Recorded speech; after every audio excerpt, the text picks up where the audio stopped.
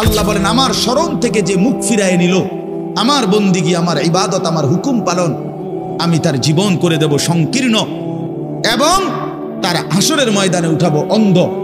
এই জীবন সংকীর্ণ করার একাধিক তাফসির, এর মধ্যে একটা তাফসির হলো এইটা যে আল্লাহ জীবন সংকীর্ণ করে দিবে মানে তার কবরের মধ্যে তার কবরটাকে একেবারে সংকীর্ণ করে দিবে।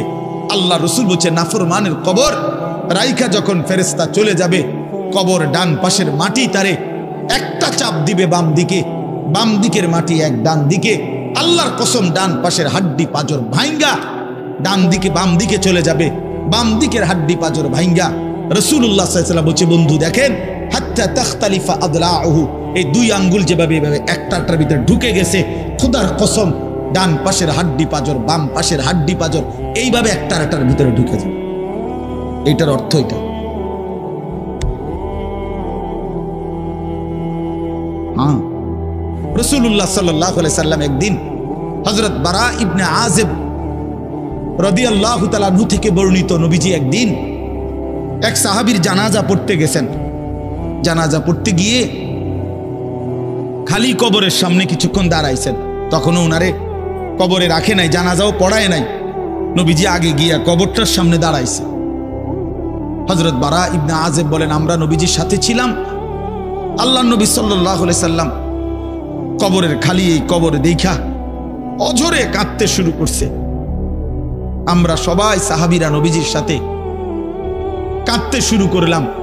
অনেকক্ষণ কাইদা নবীজি চোখের পানি মুইছা আজীব কথা বলছে নবী। রাসূলুল্লাহ সাল্লাল্লাহু আলাইহি সাল্লাম সাহাবীদেরকে লক্ষ্য করে বলছে ইয়া ইখওয়ানি লিমিসলি হাদা ফাআইদ্দু, আমার বন্ধুরা আমার সাথীরা এই কবরে যাওয়ার জন্য তোমরাও রেডি হও। ফাআইদ্দু, তোমরাও প্রস্তুতি নাও, অচিরেই তুমি আমি সবাই এই কবরেই পৌঁছে যাইতে হবে। রাসূলুল্লাহ সাল্লাল্লাহু আলাইহি সাল্লাম বলছে প্রিয় বন্ধু আমার, জওয়ান সাথী আমার, সামান্য এই কয়েকটি জওয়ানি নষ্ট না করা, নষ্ট না করা, কোনোভাবেই নষ্ট না করা। এই জন্য বললাম এই সূরা মুলক এটা আল্লাহ তাআলা অত্যন্ত ফজিলতপূর্ণ একটি সূরা। রাসূলুল্লাহ সাল্লাল্লাহু আলাইহি সাল্লাম বলছেন এটা কবরের আযাব থেকে রক্ষা করবে। এই সূরা নিয়মিত তাফসীরের মধ্যে আমি নিজে পড়ছি, তাফসীরে কুরতুবীতে আছে। আল্লাহর নবী সাল্লাল্লাহু আলাইহি সাল্লাম বলেন লাওয়াদিত্তু, নবীজি বলেন আমার দিলের আশা, আমার দিলের তামান্না, আমার উম্মতের প্রতিটা মুমিন তার কলিজার ভিতরে তার জবানে এই সূরা মুলক থাকুক, সূরা মুলক থাকুক। অর্থাৎ রাসূলুল্লাহ সাল্লাল্লাহু আলাইহি সাল্লাম বলতেন আমার প্রতিটা মুমিন বান্দা উম্মত যেন এই সূরা মুলক তেলাওয়াত করে, যেন কবরের আযাব থেকে রক্ষা পায়। নবীজি 5 ওয়াক্ত নামাজের পরে, আল্লাহর কসম ভাই এখানে অনেক ওলামায়ে কেরাম আছে, আপনি জিজ্ঞাসা করুন, নবীজি 5 ওয়াক্ত নামাজের পরে সরদারে দু আলম নবীর তো কোনো গুনাহ নাই, তিনি নিষ্পাপ, তিনি তো জান্নাত উদ্বোধন করবেন। আনা আউয়ালু মান ইয়াকরাউ বাবাল জান্নাহ, নবী বলছে আমি সেই মুহাম্মদ যে প্রথম জান্নাতের দরজা আমি নাড়ব, জান্নাতের কড়া নাড়ব আমি মুহাম্মদ। ভেতর থেকে ফেরেশতা বলবে আপনি কে? আমি বলবো মুহাম্মদ। ফেরেশতা বলবে আনতাজিরু লাক, আমি তো আপনার অপেক্ষাই করছিলাম, আপনি আসবেন বলেই তো অপেক্ষায় ছিলাম, আপনি উদ্বোধন করে দিলেই তো বাকিরা ঢুকবে। তো সেই নবী যিনি জান্নাত উদ্বোধন করবেন, তিনি 5 ওয়াক্ত নামাজের পরে ভাইয়া প্রতিদিন তিনি যেই কথাটা দোয়া করতেন, এর মধ্যে একটা দোয়া এটা, আল্লাহুম্মা ইন্নী আউযু বিকা মিন আযাবিল কবর ওয়া মিন ফিতনাতিল কবর ওয়া মিন ফিতনাতিল মাসীহিদ দাজ্জাল ওয়া মিন ফিতনাতিল মাহইয়া ওয়াল মামাত। আল্লাহ আমি কবরের আযাব থেকে পানাহ চাই। নবীজি নিজে বলতেন, নবীজি নিজে বলতেন। প্রিয় ভাই বাবা আমার, চলেন সবাই নিয়ত করি, নিজেকে গুনাহ থেকে বাঁচানো দরকার, নিজের আল্লাহর নাফরমানি থেকে বাঁচানো দরকার। আল্লাহ তাআলা বলেন ইন্নাল্লাযীনা ইয়াখশাউনা রাব্বাহুম বিল গায়ব, আমি আল্লাহকে না দেখে আমার কথাগুলো আখিরাত সম্পর্কিত এগুলোকে না দেখে যারা আমি আল্লাহকে ভয় করে, আখিরাতকে ভয় করে, জাহান্নামকে ভয় করে, কবরকে ভয় করে। আল্লাহ বলেন, তাফসীরের মধ্যে লিখছে, ভয় করে মানে হলো গুনাহ বর্জন করে। কোন ব্যক্তি আল্লাহকে ভয় করে, খোদার কসম, এই কথার অর্থ হলো গুনাহ ছেড়ে দেয়। যে গুনাহ ছেড়ে দেয় সে আল্লাহকে ভয় করে, যে আল্লাহকে ভয় করে সে গুনাহ ছেড়ে দেয়। কোন নাফরমান আল্লাহকে ভয় করে না, আল্লাহকে ভয় করলে গুনাহ করতে পারে না। বুঝেন নাই বাংলা কথাটা? এটা কাগজের এই পিঠ ও পিঠ, কাগজের এই পিঠ ওই পিঠ। এই পিঠে যদি লেখা আছে আল্লাহর ভয়, তো ওই পিঠে লেখা থাকবে গুনাহ বর্জন। যে গুনাহ ছেড়ে দেয় সে অটোমেটিকলি আল্লাহকে ভয় করে, যে আল্লাহকে ভয় করে সে গুনাহ বর্জন করে। এজন্য তাকওয়ার অর্থ আল্লাহর ভয়, এটার প্রথম অর্থ হইল গুনাহ বর্জন। মান খাশিয়ার রহমান, আল্লাহকে ভয়, এটার প্রথম অর্থ গুনাহ বর্জন, গুনাহ বর্জন। আমার শায়েখ আল্লামা মুফতি মুশতাকুর নবী সাহেব সব সময় চিল্লায় মাহফিলে, অনেক সময় হাজারি করে বলে যে বাপ, গুনাহ আগুন, গুনাহ আগুন, গুনাহ আগুন। প্রতিটা গুনার পিঠে ওই পিঠে আগুন আছে।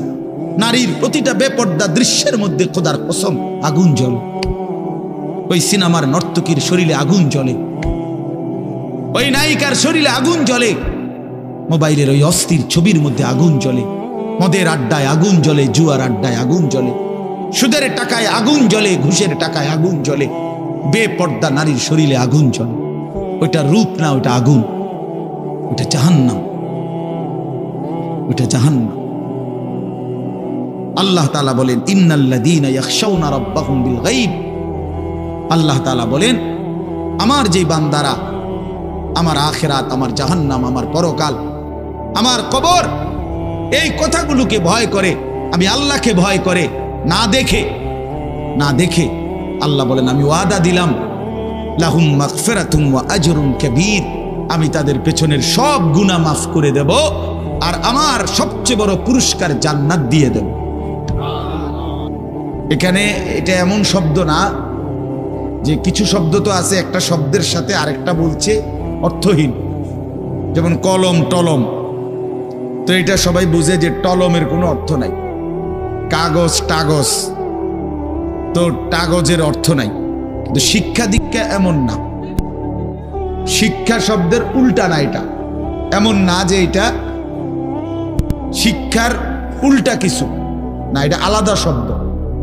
শিক্ষা দীক্ষা, যেমন আমরা অনেক সময় বলি যে নামাজ রোজা, লোকটা নামাজ রোজায় ভালো, তো এর দ্বারা কি শুধু নামাজ আর নামাজের উল্টা শব্দ রোজা না, এটা একটা আলাদা কি আমল। নামাজ একটা ইবাদত, তো রোজা একটা ইবাদত। তো শিক্ষা এটা একটা বিষয়, দীক্ষা এটা একটা বিষয়। শিক্ষা তো তালিম, দীক্ষা এটা তরবিয়ত, আখলাক। আখলাক অর্থাৎ শব্দ মুখস্থ করা এটা যেমন জরুরি, জিন্দেগি গঠন করা এটাও সমান জরুরি, বরং তার চাইতে বেশি জরুরি। এজন্য আমাদের ফেনীর একজন বড় বুজুর্গ আলেম আছেন, ফেনী জামিয়া রশিদিয়া মাদ্রাসার হজরত মাওলানা মুফতি শহীদুল্লাহ দামাত বারাকাতুহুমুল আলী, বাংলাদেশের অনেক বড় একজন বুজুর্গ আলেম।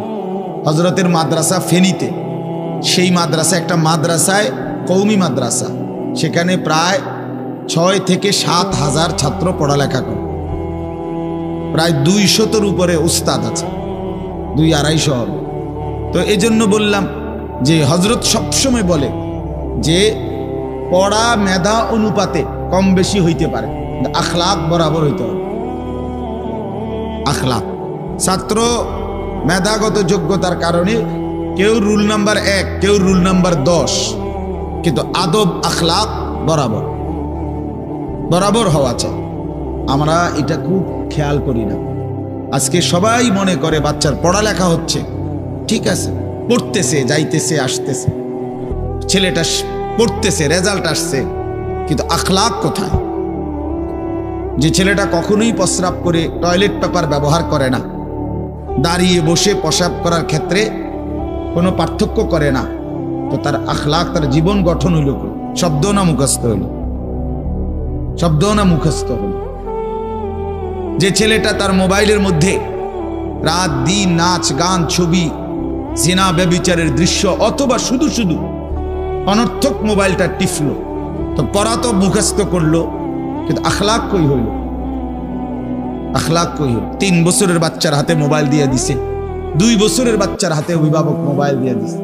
মানে খামখেয়ালির এক জিন্দিগি। এক সন্তান গঠন কিভাবে করতে হয় মুসলমান তাও জানেন, তাও জানেন। বাচ্চাকে টেলিভিশনের হাতে তুলে দিছে, টেলিভিশন দেখে দেখে শেখো। বাচ্চাতে সমবয়সীদের হাতে তুলে দিছে, যে সমবয়সী বন্ধুদের সাথে আড্ডা দিতে দিতে যা শেখো শেখো। এটা কখনোই কি না, নিয়ম না। রাসূলুল্লাহ সাল্লাল্লাহু আলাইহি ওয়াসাল্লাম বলছেন, কুল্লু মাউলুদিন ইউলাদু আলাল ফিতরা, প্রত্যেকটি মানব সন্তান আল্লাহকে মানার শতভাগ যোগ্যতা নিয়ে পৃথিবীতে ভূমিষ্ঠ হয়।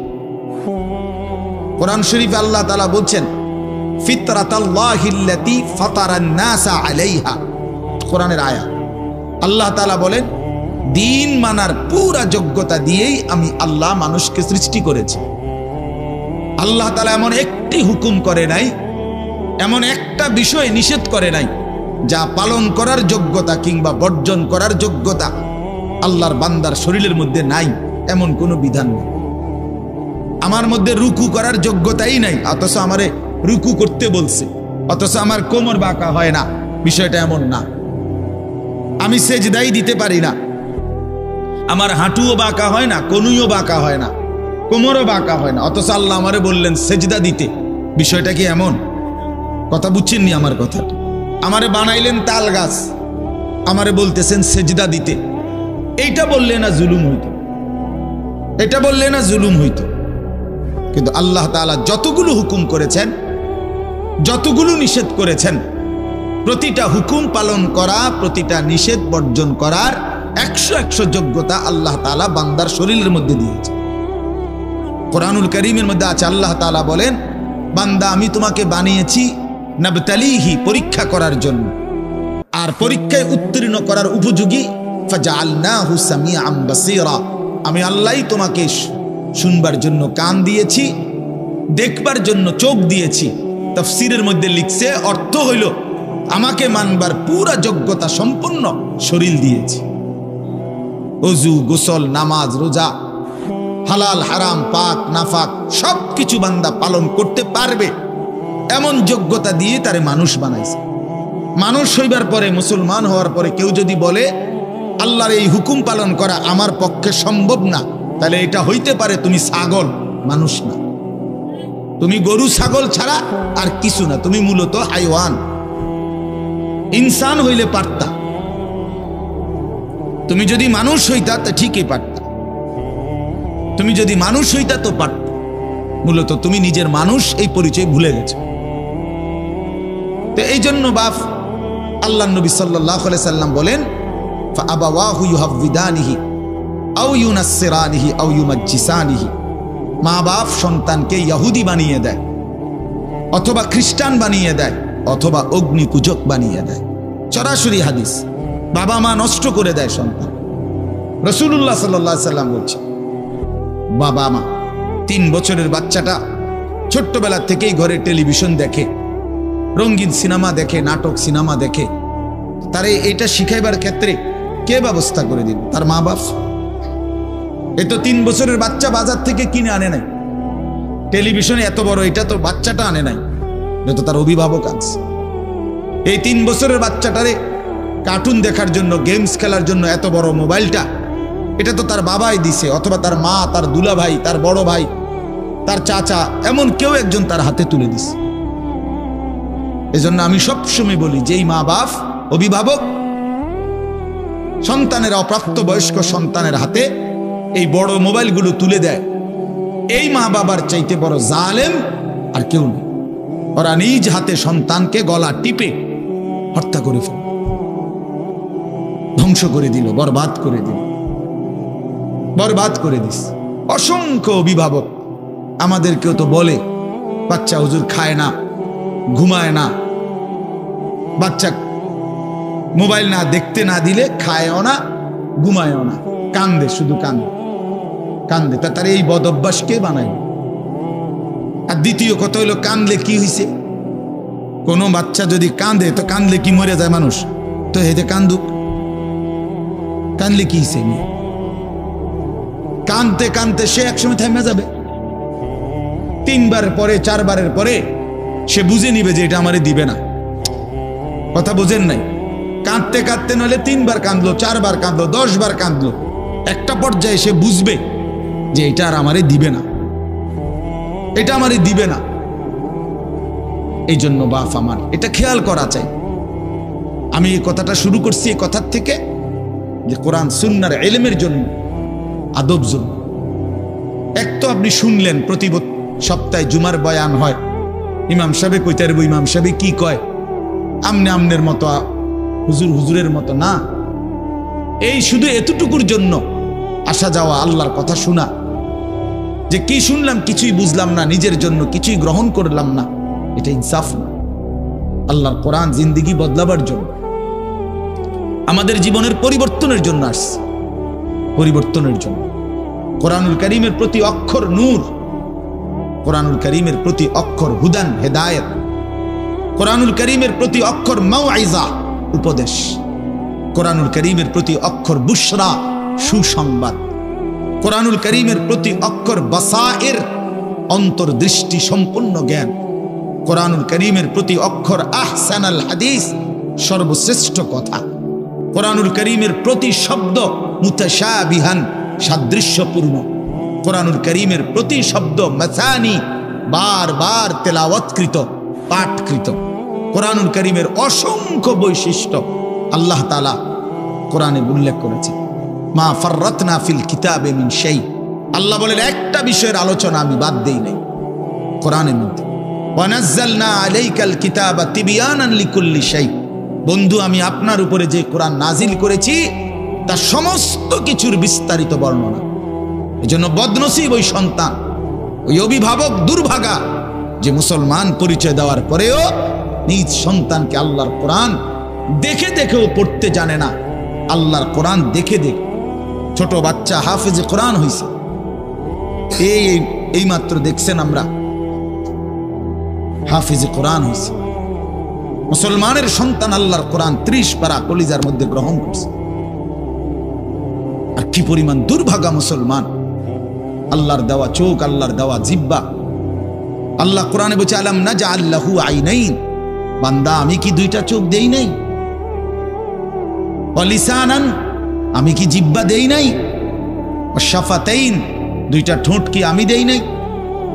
হাসরের ময়দানে আল্লাহ তাআলা জিজ্ঞেস করবে বান্দা আমার দেওয়া 2টা চোখ, আমার দেওয়ার জিহ্বা, আমার দেওয়া ঠোঁট, এত লক্ষ কথা বললা, এত কিছু দেখলা, এত শব্দ উচ্চারণ করলা, পৃথিবীর কত লক্ষ কথা তুমি জীবনে বললা, অথচ আমার কালাম সর্বশ্রেষ্ঠ আসমানি কিতাব মালিকের এই কোরআন, এটা একটু দেখে দেখেও পড়তে পারো না, এর চাইতে বড় বদনসিব আর কে হইতে পারে? এজন্য আমি পরিষ্কার বলি সব সময়, আল্লাহর কোরআন যেই মুসলমান দেখে দেখেও শুদ্ধ পড়তে পারে না, আমার দৃষ্টিতে ওই লোকটা বোবা। আপনি বোবা, মূলত দোস্ত তুমি বোবা। বাকি কথাগুলো না বললেও চলতো, বাকি কথাগুলো না বললেও চলতো, এই পৃথিবী ভোগ করা যেত।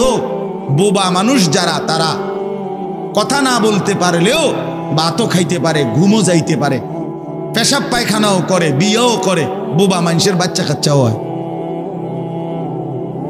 এরকম দেখছেননি কখনো? না, কথা বলেন না কেন? তাহলে বোবায়ও তো পৃথিবী ভোগ করে। তাইলে বোঝা গেল দুনিয়ার এই ভাত মাছ বিয়া বউ, দুনিয়ার এই যৌন চাহিদা পূরণ আর পেশাব পায়খানার ঘুম, এটুকুর জন্য কথা না বললেও চলতো, অন্ধ হইলেও চলতো, অন্ধ হইলেও চলতো, চোখে না দেখলেও কত মানুষ পৃথিবী ভোগ করতেছে। তাহলে যে জবান আল্লাহর দেওয়া, যে চোখ আল্লাহর দেওয়া, সেই মালিকের কালাম দেখে দেখেও পড়তে পারলাম না। 16 বছর বাচ্চাটা পড়লো, অথবা আপনি পড়াইলেন, একবারও ভাবলেন না হায় আমার সন্তানকে আমি কি পড়াইলাম? একবারও মনে করলেন না বাফেরই কি হইল, সন্তানের বা কি হলো? হায় মুসলমান, বাফও তো ছিল মুসলমান, ছেলেটাও তো মুসলমান, না বাফের একবার মনে পড়লো, না ছেলের একবার মনে পড়লো।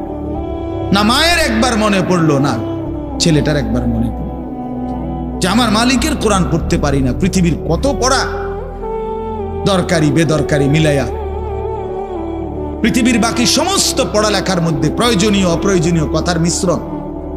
কিছু কথা দরকারি আছে, কিছু কথা বেদরকারি আছে। সমস্ত বাংলা বইয়ের মধ্যে দরকারি কথাও আছে, বেদরকারি কথাও আছে। ইংরেজি বইয়ের মধ্যে দরকারি কথাও আছে, বেদরকারি কথাও আছে। কথা বলেন, হ্যাঁ? রোদ হচ্ছে, বৃষ্টি হচ্ছে, খেকশিয়ালের বিয়ে হচ্ছে, এটা কোনো দরকারি কথা হলো? এটা কিছু শিখার কিছু? এটা হাট্টিমা টিম টিম তারা মাঠে পারে ডিম, এটা কি? এটা কোনো শিখার কিছু? হ্যাঁ, আগডুম বাগডুম ঘোড়াডুম সাজে। আগডুম কি বাগডুম কি? তার বাপের 14 গোষ্ঠী কইতে পারবো না আগডুম কি। যে লিখছে এটা অনর্থক কথা। 2 little black birds sitting on a wall, one called Peter, one called Paul. দুইটা কাউয়া একটা ওয়ালের মধ্যে বসছে। একটা কাউয়ার নাম হলো পিটার আর একটা কাউয়ার নাম হলো পল। এই হলো কবিতার অর্থ। এটা কি শিখছে ছেলেটা? এখানে কি শিখার? কাউয়া ওয়ালে বসলেই কি, টিনের সালে বসলে কি? কাউয়া তো কাউয়া। কাউয়া লইয়া আমার দরকার কি? কাউয়া কই বইছে, এটা আমার বাচ্চা শিখতেইব। আমি কি কাউয়ার বাচ্চা? বলেন তো কি অর্থ আছে এটাতে? আর এই পিটার পল তো সম্পূর্ণ কাফেরের নাম। পিটার এই শব্দ, পল তো খ্রিস্টানদের নাম, কোন মুসলমানের নাম না। এটা মুসলমানের সন্তান এটা শিখবে কেন? উচ্চারণ শিখার জন্য, কিছু শব্দ শিখার জন্য। তো শব্দ শিখার জন্য ইসলামী কোনো শব্দ নাই। আল্লাহ আমাদেরকে বুঝ দান করে। আমি বইয়ে এখানে বই ঠিক করতাম বইছি না, যে বুঝেন না আমার কথাটা। অর্থ এই উদ্দেশ্য তাহলে আমি বই ঠিক করতে বসিনি। অর্থ একটা উদাহরণস্বরূপ বললাম আর কি। আবার দরকারি কথাও আছে। আমাদের দেশে সেই ছেলে কবে হবে, কথায় না বড় হয়ে কাজে বড় হবে। ফাইন কথা। সকালে উঠিয়া আমি মনে মনে বলি, সারাদিন আমি যেন ভালো হয়ে চলি। চমৎকার কথা। বোর হলো দৌড় খোলো কুকুমনি উঠোরে, এগুলো তো অন্যায়। এসব কবিতাও তো না, আমরা আমলে না ডিএমই কইতেছি। এখনকার কি আছে আমি জানি না। এগুলো আমার সময়ে পড়ছি আমরা ছোটবেলায় প্রাইমারিতে। যাই হোক বাপ, অর্থ হইল আল্লাহর কোরআন থেকে সন্তানকে বঞ্চিত করেন না। বঞ্চিত আপনাদের কাছে অনুরোধ। এই যে কয়জন বসছেন, জোয়ান ভাই যারা বসছেন, ভাই আমার স্কুলে পড়েন, কলেজে পড়েন, কোনো অসুবিধা নাই, ঠিক আছে। নতুন করে আবার মাদ্রাসায় ভর্তি হইতে পারবেন না, আমরাও জানি। কিন্তু কোনো একটু সময় বের করে আল্লাহর কোরআন সময় সুযোগ বের করে শেখা সম্ভব। শুক্রবারটা তো অবসর থাকেন, বৃহস্পতিবার বিকাল থেকে তো অবসর থাকেন, শনিবারটা তো অবসর থাকেন। তো একটু আল্লাহর কালাম পড়েন, কোনো একজন আলেমের কাছে, কোনো একজন মসজিদের ইমামের কাছে, কোনো একজন মাদ্রাসার ওস্তাদের কাছে নিজে আলাদা একটু সময় বাইর করেন যে আমার মালিকের কোরআন আমি একটু শুনি, আল্লাহ তাআলার কালাম শুনি। আহা, কোরআনুল কারীমের নূর। এটা যে শুনলো না, সে শুনলোটা কি? সে শিখলো কি, পড়লো কি? মজাই তো পাইলেন। কথা বলার মজাই তো হয় নাই। আমি তো অনেক সময় বলি, আল্লাহর ঘরের কালো গিলাফ আর মদিনার সবুজ গম্বুজ যে দেখে নাই, যেই চোখ, হে দেখলো কি? কালো গিলাফ যে দেখে নাই কাবার, রাসূলুল্লাহর রওজায়ে আতহারের সবুজ গম্বুজের ওই সৌন্দর্য যে দেখে নাই, যেই চোখ, সে জীবনে কি দেখলো?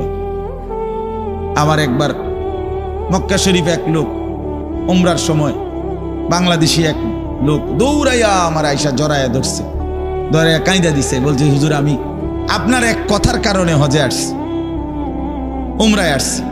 আমি বললাম মানে? এই কথাইটা আমি এটা শুনছি আজ আপনি বলছেন যে এই চোখ কাবার কালো গিলাফ দেখে নাই, রাসূলুল্লাহ সাল্লাল্লাহু আলাইহি সাল্লামের রওজায়ে আতহারের সবুজ গম্বুজ দেখে নাই, সে দেখলো কি? আর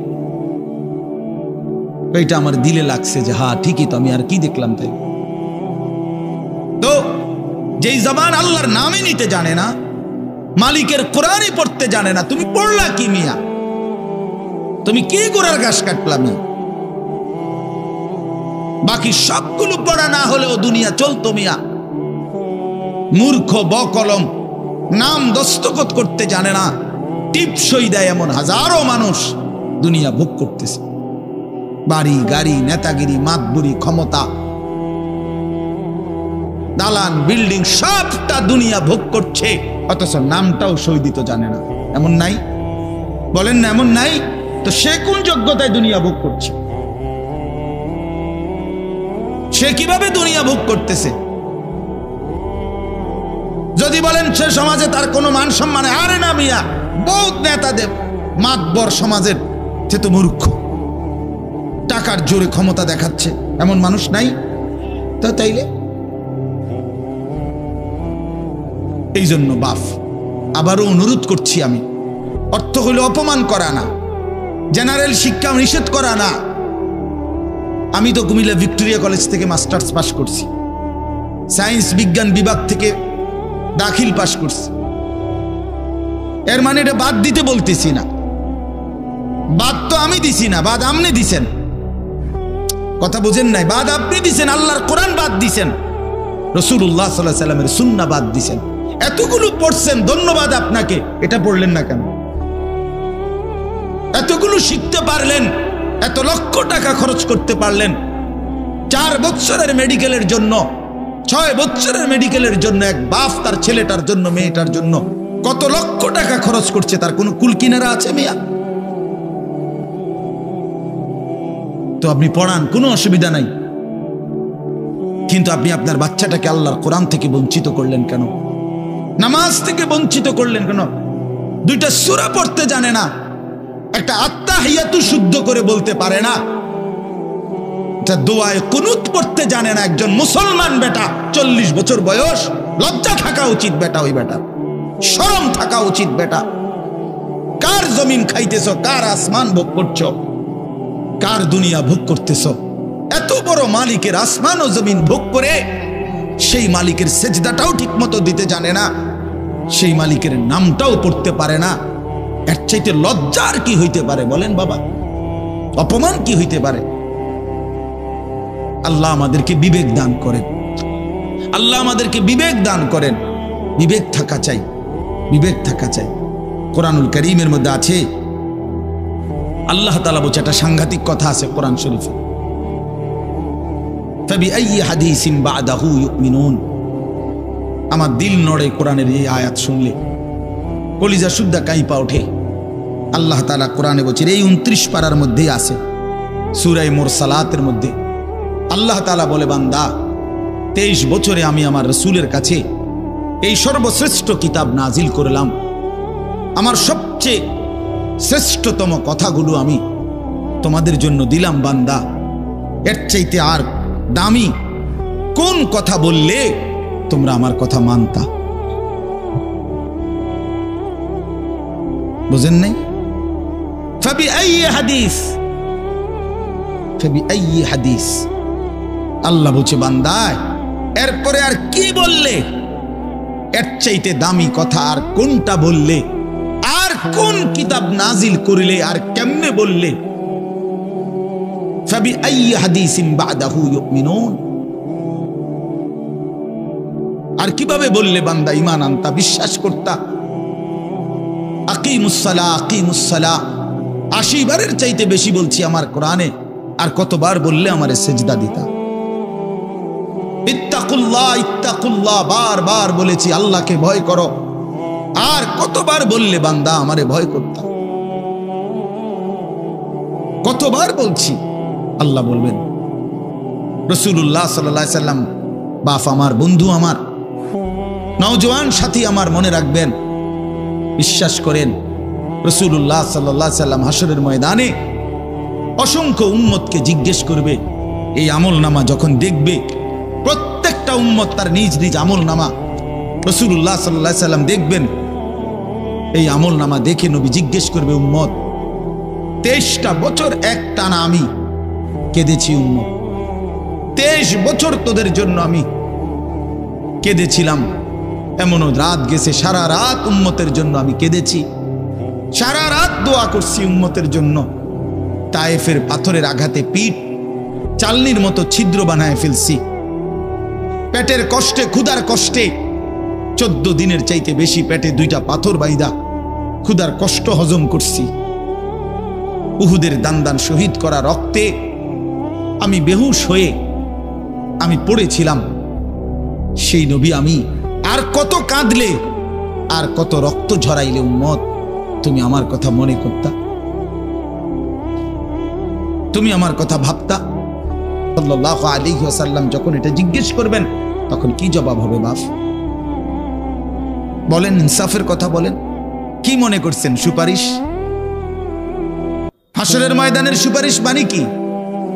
মুখে বিড়ি সিগারেট, চেহারায় রাসূলুল্লাহ সাল্লাল্লাহু আলাইহি ওয়াসাল্লামের সুন্নাত নাই, 50 বছর ধরে সুদের লেনদেন, কোনদিন 5 ওয়াক্ত নামাজ আদায় করেন নাই, স্ত্রী বেপর্দা, ঘরের মধ্যে প্রতিদিন রঙিন টেলিভিশন চলতেছে, এই অবস্থায় কবরে যাইবেন।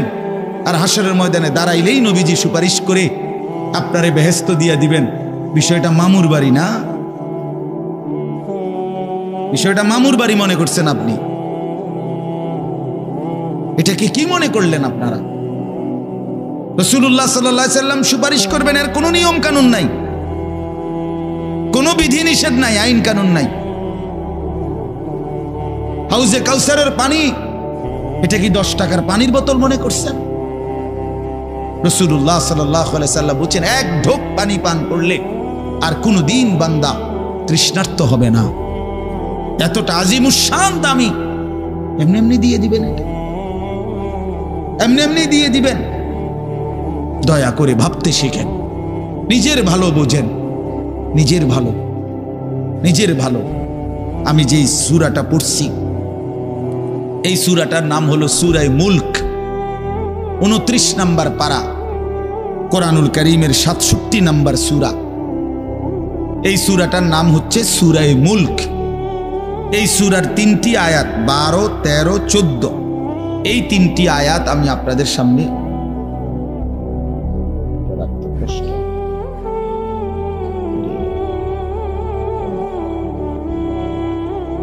এই 3টি আয়াত আমি তেলাওয়াত করছি।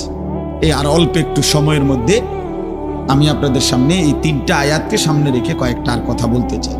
প্রথম কথা, আপনারা রাগ হইয়েন না আমার, আমি আপনাদেরই অঞ্চলের মানুষ, এখন আপনারাও আমার, আমিও আপনাদের। আল্লাহর কোরআন শিখেন। আমার কথা হলে আমি বলি না যে সবার সব জেনারেল পড়া বন্ধ করে দেন, অর্থগুলো আপনি একটু সময় বাইর করেন। কথা, যারা চাকরি করেন, ব্যবসা করেন, বুড়া মানুষেরও অনেক বয়স্ক লোক কইলে হুজুর না আর কইয়া লাভ নাই, এই বয়সও নাই, বিড়ি খাই না বয়স আছে। হ্যাঁ মাশাআল্লাহ, বিড়ি খাইতে কইলে চা দোয়ানে গপ মারুন না, বয়স ঠিকই রয়েছে অন। হ্যাঁ, এখনো টেলিভিশন 3 ঘন্টা চাইতে কইলে মাশাআল্লাহ কাকুর শরীরে বল আছে।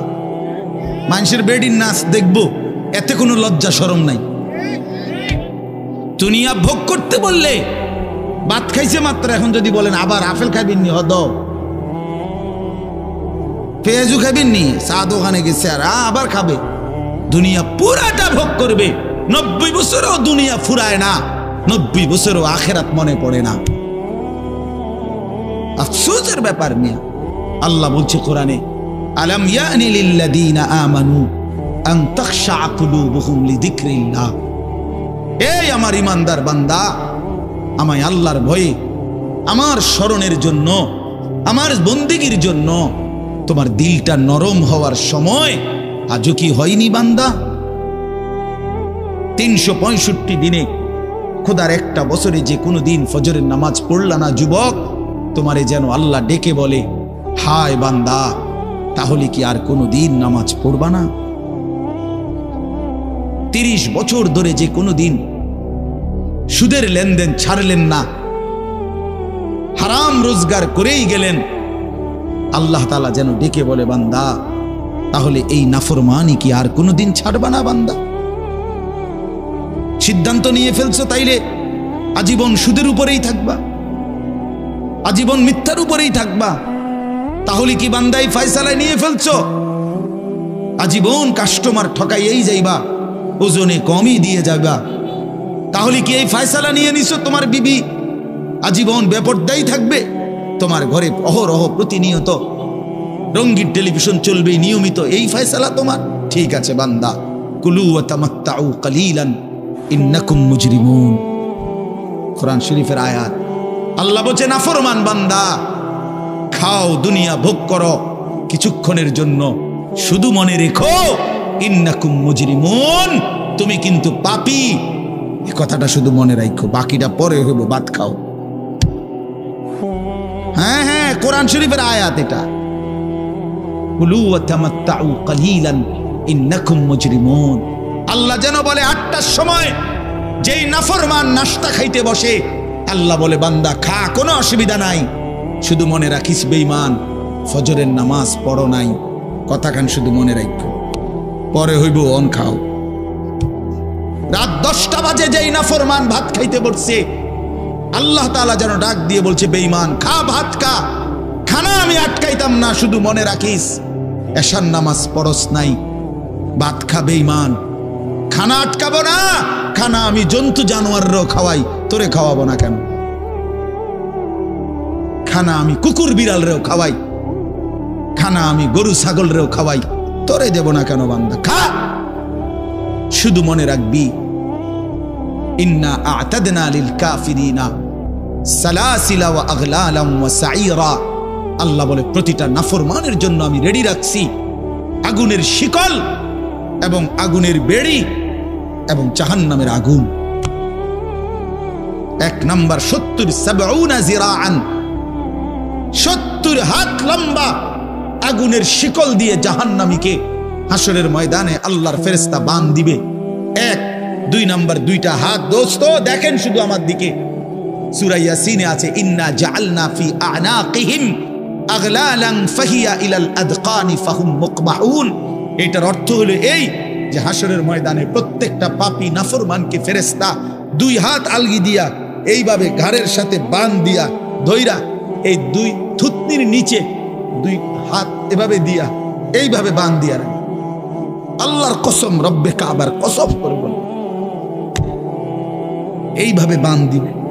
আর কোনদিন বেঈমান চোখটাও নিচের দিকে নামাইতে পারবে না, কারণ এই থুতনি তো উঠাই দিছে উপরের দিকে, এটা দিয়ে ঠেলা দিয়া।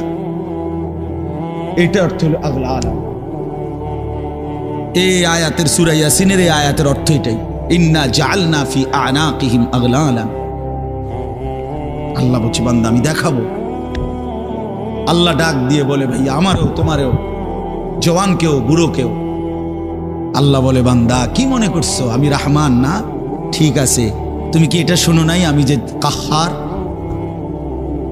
তুমি তো শুনছো আমি রাহিম, তুমি কি শোনো নাই আমি জব্বার? আমি যুনতিকাম, আমি প্রতিশোধ গ্রহণকারী, আমি সারিউল হিসাব, দ্রুত হিসাবকারী, আমি জব্বার, আমি প্রবল প্রতাপান্বিত কাহ্হার, আমি মুতাকাব্বির, আমি বারি। তুমি জানো না? আমার একটা নাম শুনলা, আমার দয়ার নামটা শুনলা, আমি যে শাস্তি দেব সেটা শোনো নাই? কি ভাইয়া, কোরআনুল কারীমের মধ্যে জান্নাতের বর্ণনা যেমন আছে, জাহান্নামের বর্ণনা নাই? কথা বলেন না কেন? তো সেগুলো কার জন্য? সেগুলো কার জন্য? মা সালাকাকুম ফি সাকার ক্বালু লাম নাকু মিনাল মুসাল্লিন। একবারে সোজা বাংলা দেখেন, জাহান্নামী জাহান্নামে চিৎকার করবে, জাহান্নামের ফেরেশতা ডাক দিয়ে বলবে বেঈমান জাহান্নামে কেন আসলি? ক্বালু লাম নাকু মিনাল মুসাল্লিন। নাফরমান বলবে বন্ধু ফেরেশতা ভাই আমি দুনিয়াতে নামাজি ছিলাম না। কি ছিলাম না? সরাসরি কোরআনের আয়াত। আল্লাহ বলেন ওয়াইলুন ইয়াউমাইদিল লিল মুকাদ্দিবিন, সমস্ত মিথ্যাবাদী নাফরমান পাপীদের জন্য সেদিন জাহান্নাম। যদি বলেন কেমন নাফরমান মাওলা?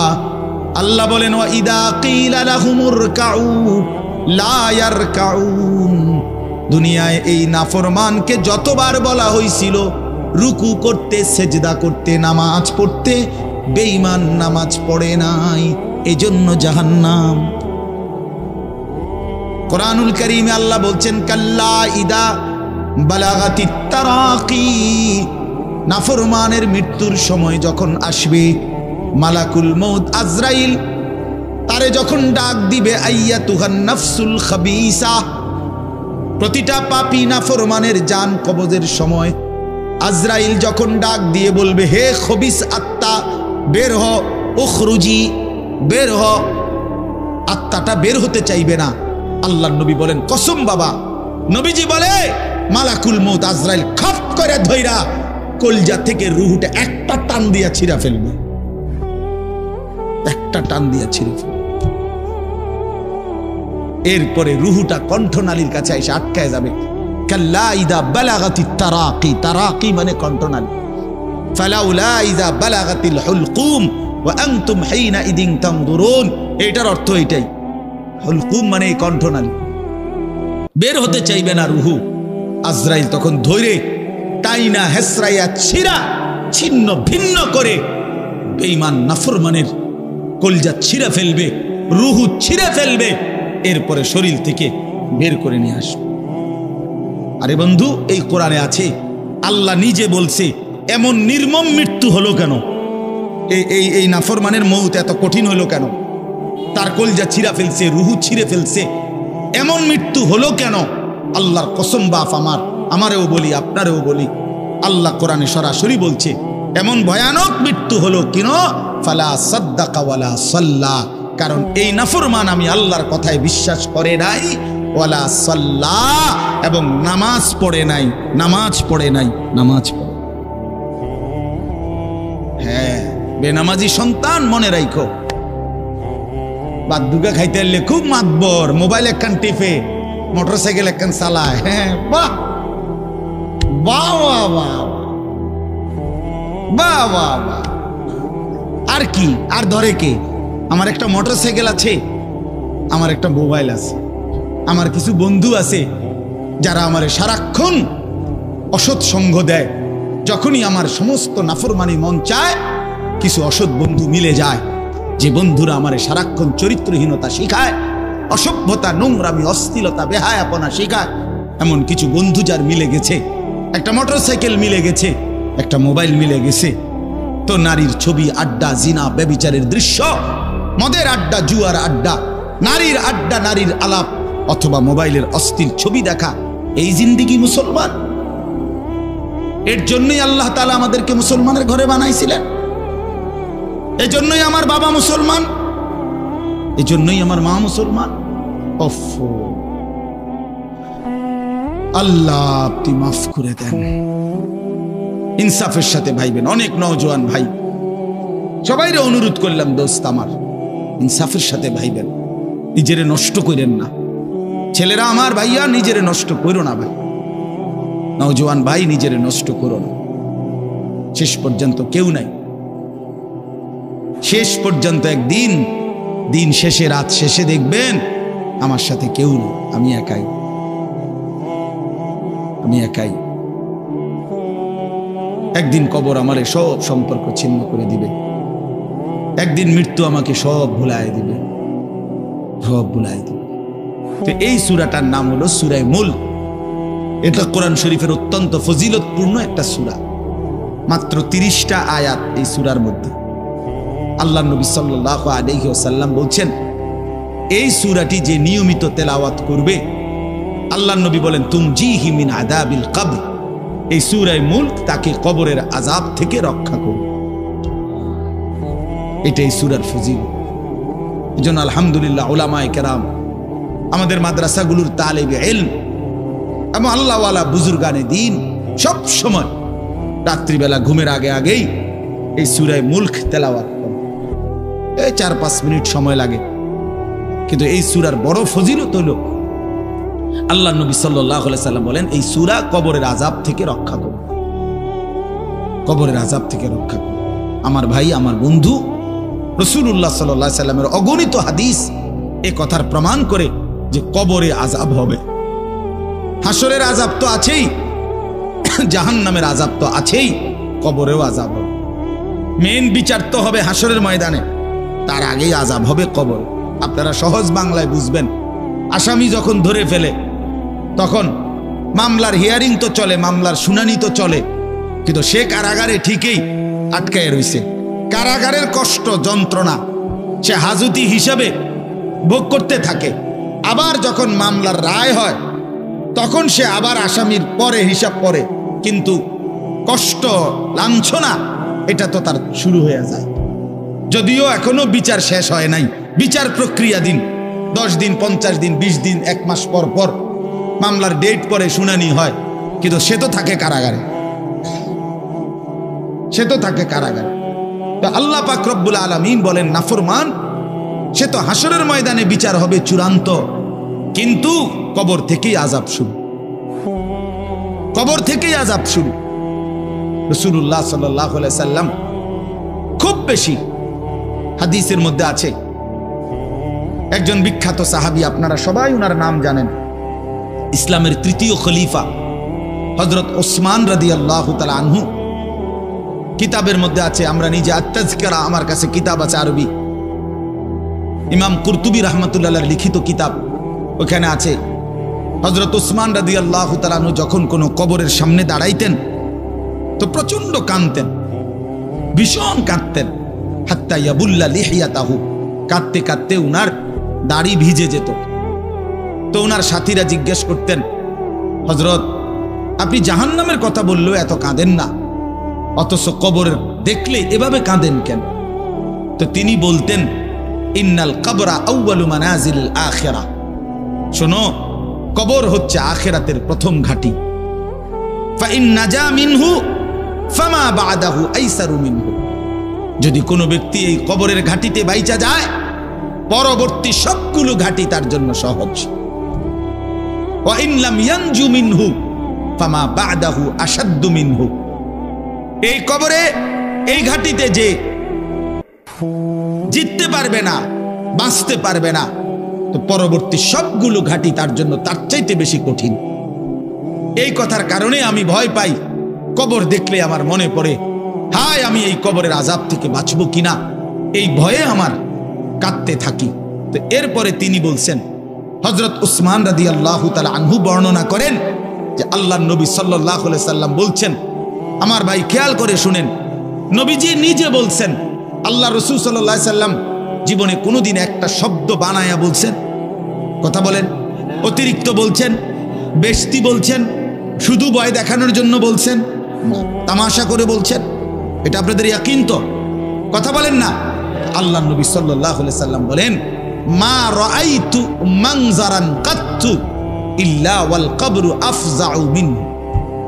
রাসূলুল্লাহ বলেন, হযরত ওসমান বর্ণনা করেন যে আমি নবীজির জবানে শুনছি, নবীজি বলছেন, হে আমার উম্মত, আল্লাহর কসম উম্মত, কবরের চাইতে অধিক ভয়ানক কোন আযাবের দৃশ্য আমি রাসূল মুহাম্মদ দেখি নাই, আমি দেখি। রাসূলুল্লাহ সাল্লাল্লাহু আলাইহি সাল্লাম বলছেন, প্রিয় ভাই আমার, আল্লাহর নবী সাল্লাল্লাহু আলাইহি সাল্লামের সরাসরি হাদিস, যে ব্যক্তি কবরের 3টা প্রশ্নের জবাব দিতে পারবে না, রাসূলুল্লাহ সাল্লাল্লাহু আলাইহি সাল্লাম বলেন আল্লাহ তাআলার পক্ষ থেকে তখন ফেরেশতাদের কাছে ঘোষণা আসবে, আফরিশুহু মিনান নার ওয়ালবাসুহু মিনান নার ওয়াফতাহু লাহু বাবান ইলান নার। আমার এই নাফরমান বান্দার কবরে জাহান্নামের বিছানা বিছিয়ে দাও, জাহান্নামের পোশাক পরিয়ে দাও, আর জাহান্নাম বরাবর তার জন্য কবর থেকে দরজা খুলে দাও। ফেরেশতারা যখন এই কার্যক্রমটা শেষ করবে, প্রথম জাহান্নামের বিছানা বিছায় দিছে, পোশাক পরায় দিছে, জাহান্নাম বরাবর দরজা খুলে দিছে, আল্লাহর নবী সাল্লাল্লাহু আলাইহি ওয়াসাল্লাম বলেন, একজন ফেরেশতা এসে তখন ফায়ুদরাবু লাহু বিমিতরাকাতিন মিন হাদিদিন, নবীজি সাল্লাল্লাহু আলাইহি সাল্লাম বলেন, তখন একটা লোহার হাতুড়ি, লোহার গুর্জ, লোহার হাতুড়ি দিয়ে একজন ফেরেশতা তাকে একটা আঘাত করবে। কি আঘাত, কোথায় আঘাত করবে? সরাসরি হাদিসের শব্দ, বারবাতান বাইনা উযুনাইহি, তার 2 কান বরাবর একটা আঘাত করবে। রাসূলুল্লাহ সাল্লাল্লাহু আলাইহি সাল্লাম বলেন, ফায়াসিহু সাইহাতান, ওই নাফরমান তখন এত জোরে চিৎকার করবে, ইয়াসমাউহা মান ইয়ালিহি ইল্লা সাকালাইন, মানুষ এবং জিন ব্যতীত আল্লাহর সমস্ত সৃষ্টি ওই বেঈমানের চিৎকার শুনতে পাবে। এই কবরের আযাব ছেলেরা আমার, দোস্ত আমার, বাপ আমার, বন্ধু আমার, আপনি হাসলেও কবরে যাইতে হবে, কাঁদলেও কবরে যাইতে হবে। রাজপ্রাসাদের ওই অট্টালিকাতে যে থাকে সেও একদিন মরে যাবে, জীর্ণ কুঠিরে কুড়ে ঘরে যে থাকে সেও মরে যাবে। জীবনে যে কোনোদিন সুখ দেখে নাই দুঃখের সাগরে, তারও মৃত্যু হবে। জীবনে যে কোনোদিন দুঃখ দেখে নাই সুখের সাগরে ভাসছিল, তারও মৃত্যু হবে, সেও মরে যাবে। কবর নিশ্চিত, কবর নিশ্চিত। অমিন ওয়ারাইহিম বারযাখুন ইলা ইয়াউমি ইউবআসুন। আল্লাহ তাআলা মৃত ব্যক্তিকে বলবে, বান্দা, কোরআন শরীফের আয়াত, এখন থেকে নিয়ে ইসরাফিলের ফুঁতে হাসরের ময়দানে উঠানো পর্যন্ত বারজাখ মানে কবরের জীবনে পড়ে থাকো। ভেবে দেখেন, ভেবে দেখেন, শুধু 1 মিনিট। আমিও ভাবি, আপনিও ভাবেন। হাদিসের মধ্যে আছে, মা বাইনান নাফখাতাইন 40। ইসরাফিল প্রথম ফু দিলে জমিনের সবকিছু মাটির নিচে চলে যাবে। দ্বিতীয় ফু দিলে মাটির নিচ থেকে আবার সবাই উঠে হাসরের ময়দানে দাঁড়াবে। তো নবীজি সাল্লাল্লাহু আলাইহি সাল্লাম বলছে, এই 2 ফুঁয়ের মাঝখানে ব্যবধান হবে 40। তো মুহাদ্দিসিনে কেরাম, ওলামায়ে কেরাম বলেন, কেউ কেউ এই 2 ফুঁয়ের মাঝখানে ব্যবধান হতে পারে 40,000 বছর। তাহলে ধরে নেন, সর্বশেষ যেই লোকটা কবরে গেছে, যদি তার কবরে আযাব হয়, তাহলে তার কবরের আযাব ভোগ করতে হবে 40,000 বছর। এবার বলেন তো, এখন যারা মরতেছে, এবার বলেন তো রাসূলুল্লাহ সাল্লাল্লাহু আলাইহি সাল্লামের জমানায় যারা মারা গেছে, এবার আরো পিছনে যান, ইব্রাহিম আলাইহিস সালামের জমানায় যারা মারা গেছে, এবার আরো পিছনে যান, নূহ আলাইহিস সালামের জমানায় যেই অবিশ্বাসী বেঈমানগুলো মারা গেছে, তারা আজকে কত বছর যাবত কবরে আযাব ভোগ করতেছে। বুঝছেন নি আমার কথাটা? হ্যাঁ, কোরআন শরীফে আছে, ওমান আ'রাযা আন যিকরি ফাইন্না লাহু মাঈশাতান দানকা ওয়া নাহশুরুহু ইয়াওমাল কিয়ামাতি আ'মা। আল্লাহ বলেন, আমার স্মরণ থেকে যে মুখ ফিরায় নিল, আমার বন্দিগি, আমার ইবাদত, আমার হুকুম পালন, আমি তার জীবন করে দেব সংকীর্ণ, এবং তার হাসরের ময়দানে উঠাবো অন্ধ। এই জীবন সংকীর্ণ করার একাধিক তাফসির, এর মধ্যে একটা তাফসির হলো এইটা যে আল্লাহ জীবন সংকীর্ণ করে দিবে, মানে তার কবরের মধ্যে তার কবরটাকে একেবারে সংকীর্ণ করে দিবে। আল্লাহ রসুল বলছে, নাফরমানের কবর রাইখা যখন ফেরেশতা চলে যাবে, কবর ডান পাশের মাটি তারে একটা চাপ দিবে বাম দিকে, বাম দিকের মাটি এক ডান দিকে। আল্লাহর কসম, ডান পাশের হাড্ডি পাঁজর ভাঙ্গা ডান দিকে বাম দিকে চলে যাবে, বাম দিকের হাড্ডি পাঁজর ভাঙ্গা। রাসূলুল্লাহ সাল্লাল্লাহু আলাইহি ওয়াসাল্লাম বলছে, বন্ধু দেখেন, হাত্তা তাখতালিফা আদলাউহু, এই 2 আঙ্গুল যেভাবে এভাবে একটাটার ভিতরে ঢুকে গেছে, খোদার কসম, ডান পাশের হাড্ডি পাঁজর, বাম পাশের হাড্ডি পাঁজর এইভাবে একটার ভিতরে ঢুকে যায়। এইটার অর্থ এটা। হ্যাঁ, রাসূলুল্লাহ সাল্লাল্লাহু আলাইহি সাল্লাম একদিন হযরত বারা ইবনে আযিব রাদিয়াল্লাহু তাআলা আনহু থেকে বর্ণিত, নবীজি একদিন এক সাহাবীর জানাজা পড়তে গেছেন। জানাজা পড়তে গিয়ে খালি কবরের সামনে কিছুক্ষণ দাঁড়াইছেন। তখনও উনারে কবরে রাখে নাই, জানাজাও পড়ায় নাই। নবীজি আগে গিয়া কবরটার সামনে দাঁড়াইছে। হযরত বারা ইবনে আযিব বলেন, আমরা নবীজির সাথে ছিলাম। আল্লাহর নবী সাল্লাল্লাহু আলাইহি সাল্লাম কবরের খালি এই কবরে দেখা অঝরে কাঁদতে শুরু করছে। আমরা সবাই সাহাবীরা নবীজির সাথে কাঁদতে শুরু করলাম। অনেকক্ষণ কাইদা নবীজি চোখের পানি মুইছা আজীব কথা বলছে নবী। রাসূলুল্লাহ সাল্লাল্লাহু আলাইহি সাল্লাম সাহাবীদেরকে লক্ষ্য করে বলছে, ইয়া ইখওয়ানি লিমিসলি হাদা ফাআইদ্দু, আমার বন্ধুরা, আমার সাথীরা, এই কবরে যাওয়ার জন্য তোমরাও রেডি হও। ফাআইদ্দু, তোমরাও প্রস্তুতি নাও, অচিরেই তুমি আমি সবাই এই কবরেই পৌঁছে যাইতে হবে। রাসূলুল্লাহ সাল্লাল্লাহু আলাইহি সাল্লাম বলছে, প্রিয় বন্ধু আমার, জওয়ান সাথী আমার, সামান্য এই কয়টা দিনের জওয়ানি নষ্ট না করা, নষ্ট না করা, কোনোভাবেই নষ্ট না করা।